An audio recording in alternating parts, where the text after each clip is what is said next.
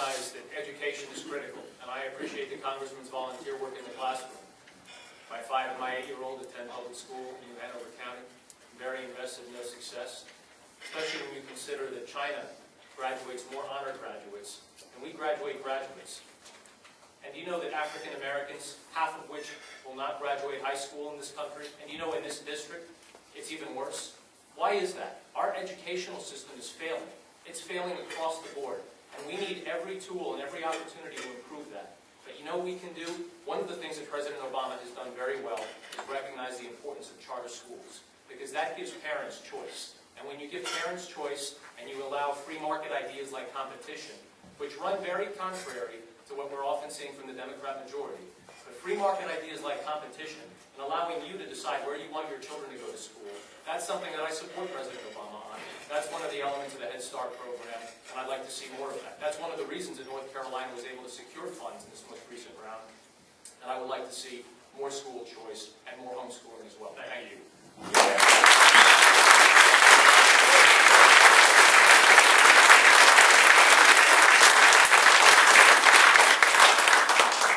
Mr. Pantano, you'll have the first opportunity to address our next question.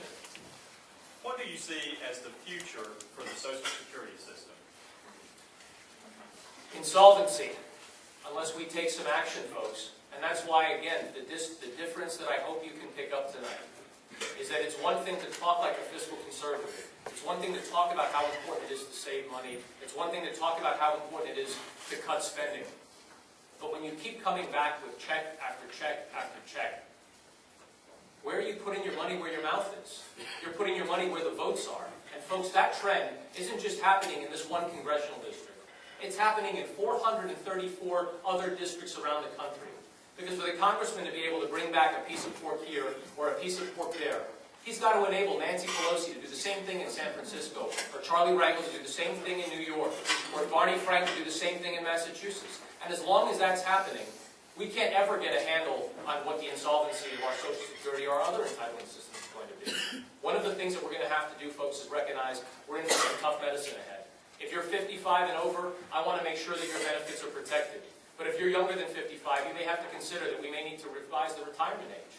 Yes, folks, we're going to have to do some hard things. And if you keep thinking that it's okay, it's not. The system is broken. Thank you.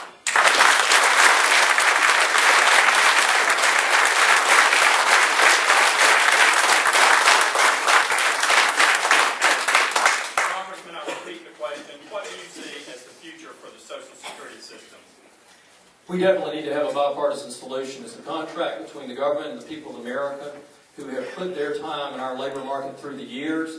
It doesn't need to be done in a partisan way. We do not need to privatize Social Security, as my opponent has proposed doing. What if that had happened under the great losses in the stock market just a few years ago when President Bush was pushing for that?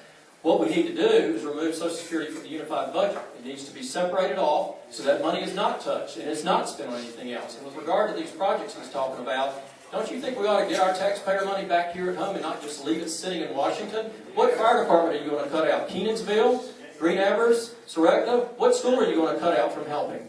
What sheriff's department are you going to stop from helping? What beach are you going to say we're not going to build back up? What military base that we've gotten special appropriations to help at Camp Lejeune, at Sunny Point, at Fort Bragg, are you not going to bring back our taxpayer money to work for us, our people that have paid in those taxes and ought to see them benefit us back here at home? And let me say something else on the schooling. We homeschooled. We also did private school, and then our boys finished in public school. We understand the needs of all possibilities of education. And say it strongly.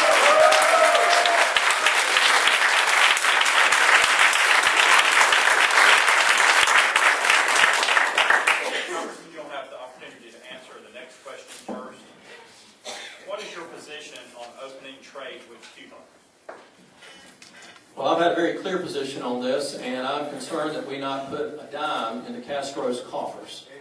Now, we obviously have opportunities for agriculture and for medicine, and yes, I've supported that because we know how that helps our farmers.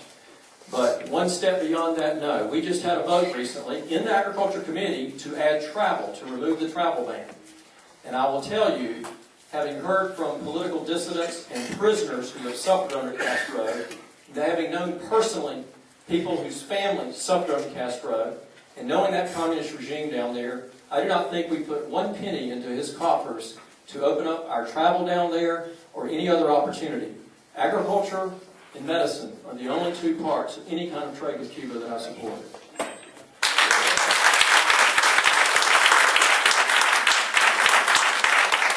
Pantano, I'll repeat the question.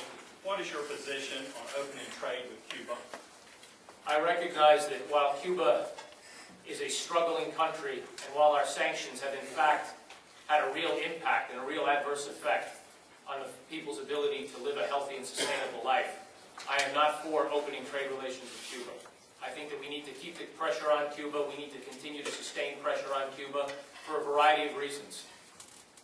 Cuba has been complicit first with the Soviets, and they continue to work with the Russians now, and in fact now with the Chinese and even the Iranians in eavesdropping stations that are on Cuba in places called Lourdes and Bujacao. In 2003 and again in 2006, single stations in Cuba jammed American satellites. Ladies and gentlemen, there is strategic activity on Cuba due to Chinese investment, and of course they're busy buying mineral resources. They're actually busy expanding their oil drilling rights off Cuban shores. We need to keep the pressure on Cuba to make sure that doesn't happen. If we think the Gulf Coast oil disaster was tragic, imagine when Chinese rigs off of Cuba are flooding Florida beaches with oil. Thank you.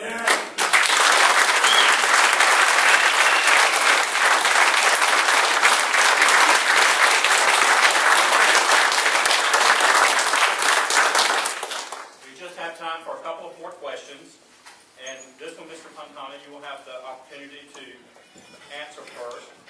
Please explain your position on carbon cap and trade and its implications on the environment and our economy. Thank you for asking. I think that this has a really negative impact on our agricultural centers. I think this is just one more example of how the left is so eager to regulate everything, tax everything, and this is one of the places, again, where we see a very stark and very real partisan difference. Right now, the majority in Congress has already passed cap and trade, and while the congressman may have voted against it, he's enabled a majority to vote for it. You know, when you have a conservative voice like that, it's almost like the greatest song in the world that no one's ever going to hear. It's like the best meal that no one is ever going to taste. Because the bottom line is he's enabled a majority that is going to, they're going to act out this agenda. And unfortunately, the cap and trade agenda is not just bad for the environment, it's also bad for jobs. Those are the two things that were supposed to help, wasn't it? But when you chase jobs overseas and Chinese smokestacks start doing double duty, you've lost jobs and you're hurting the environment worse. Again, it's a failed policy, and I will work very hard to repeal it. Thank you.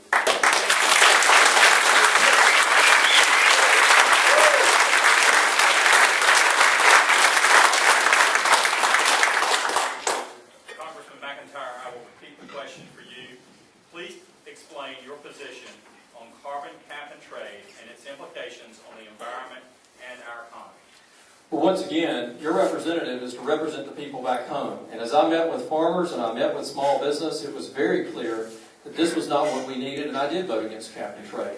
You know, folks, when I vote for the reason that I represent you, people back here at home. I'm not up there to follow somebody else's agenda, unlike my opponent keeps saying. I've been there under Republican and Democratic speakers, Republican and Democratic majorities, yes, Republican and Democratic presidents. And you know where my voting record has been? Go to nationaljournal.com.